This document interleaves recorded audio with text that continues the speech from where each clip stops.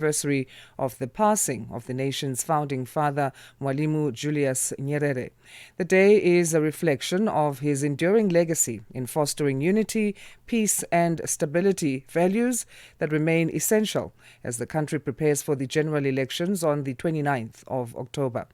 Mwalimu Julius Nyerere passed away on 14th October in 1999 at the age of 77, but his legacy continues to shape Tanzania's democratic and socio-economic trajectory. To discuss this further, we have on the line Sabatho Nyamsenda, assistant lecturer at the University of Dar es Salaam. Sabatho, thank you for joining us. How are you this morning? I'm doing fine. Thank you for having me. Our pleasure. How would you describe the legacy of Julius Nyerere, the founding father of Tanzania? I think he's one of the most iconic leaders of African freedom. He remains a beacon of African unity. But also in Tanzania, he's very popular. He actually still rules the country from the grave. So he's a symbol of social justice for the masses because of the type of reforms that took place in Tanzania under his leadership. He's also the most visionary leader. He's a symbol of unity. So people remember him for the things that he did, not only for Tanzania, but for Africa and the world in general. How would you describe his leadership style? And I mean, as far as he didn't just dream of a Tanzania that's united, he built it. Yes, exactly. He was a leader of unquestionable integrity, a very selfless leader, because for him, leadership was for service and not for selfishness. But also, I think amongst the African leaders, he was among the very few that managed to form a united nation, African nation, out of tribes. First, in terms of Tanganyika, if you look at our neighbors, and I'm not speaking this negatively, but most of the neighboring countries have problems in terms of they are not as peaceful as Tanzania. Tanzania still remains united. The people are not divided according to tribal divisions. There is a language that unites Tanzania. So he managed to forge a united nation out of different 125 tribes. But also he went further. As a symbol of African unity, Tanzania stands as a successful unity. It doesn't mean that it doesn't have problem, but it's a union between two sovereign African states that agreed to surrender their sovereignty to form the United Republic of Tanzania. So that is also part of his legacy. He's quoted as having said, "Democracy is not a bottle of Coca-Cola which you can import. Democracy should develop according to each country's conditions," end quote. How are conditions in Tanzania ahead of the country's elections coming up in just 2 weeks? Yeah. Back now to Nyerere before I talk about the general elections, is that in the 60s, because he wanted to form a country that is united, it was essential for him to pursue reforms that were critical for building a united and stable nation. And in that sense, a single party was a vehicle for that. But after some years, when he was out of power, he took a leading role in fighting for the resumption of multi-party democracy. So in the 90s, he was one of the leading spokespersons for, leading leaders pushing for a multi-party democracy. And he actually wanted the ruling party to compete, we should have competitive and liberal democracy in the country. Now that he's gone, we have actually somewhat regressed. If you follow the events in Tanzania, for instance, yes, it's true that we are having a general election in 2 weeks, but the main opposition party has boycotted the elections, and the main opposition leader is in prison. And therefore, it's an election that is going to take place where the ruling party is going to return back to power almost unchallenged, not because it's it's still the strongest party, but the votes that it's going to get do not necessarily reflect its strength, because these elections are largely uncompetitive.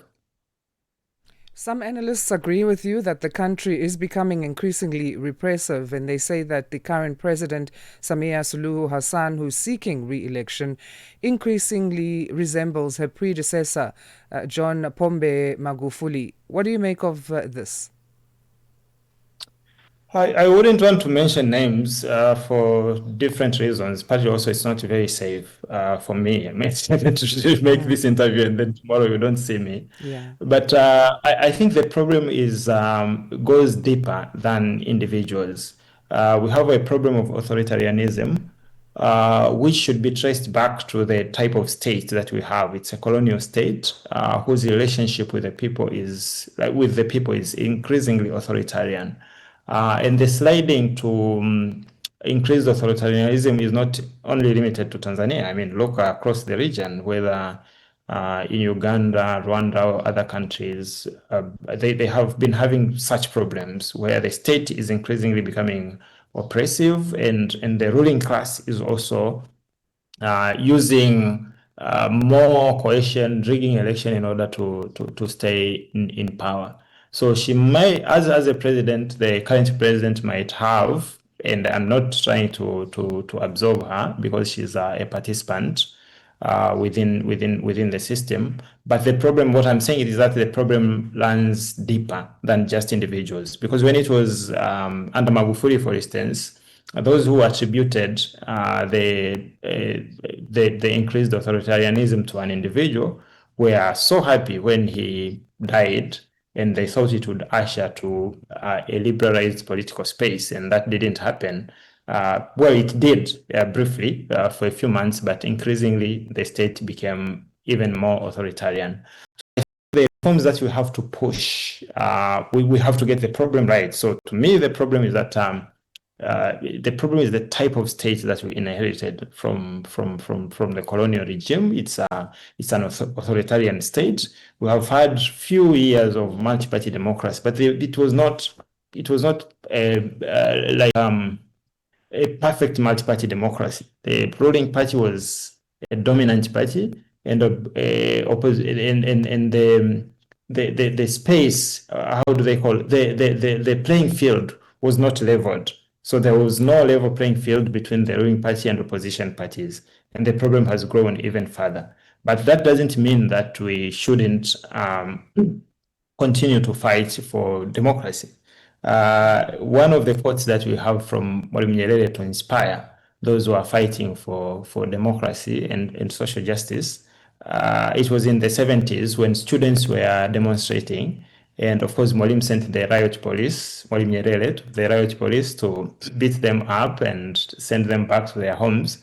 But then when he used to go back to campus to debate with students, when students asked him, "You're talking about democracy, and when we demonstrate, you send the riot police to tear gas us. So which democracy are you talking about?" He said, "Of course, as the head of state, when you demonstrate, I will send the riot police.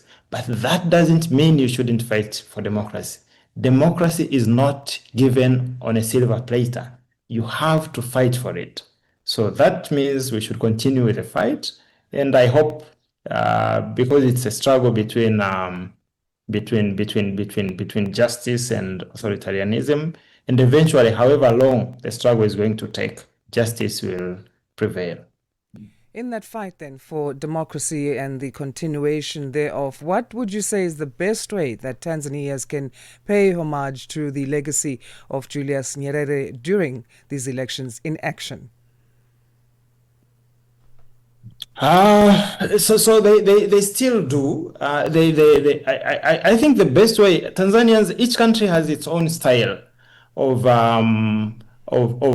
fighting and pushing for reforms. So if you look at, I mean, I follow politics in South Africa. The modes of protest in South Africa mostly open. Like, you'd see the EFF would organize marches and people get into the streets.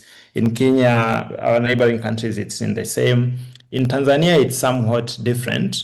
The people, you might not necessarily see the people in the streets, but that doesn't mean that they are not fighting. They fight in their own way, using everyday forms of resistance where they defy power without necessarily confronting it openly through direct action.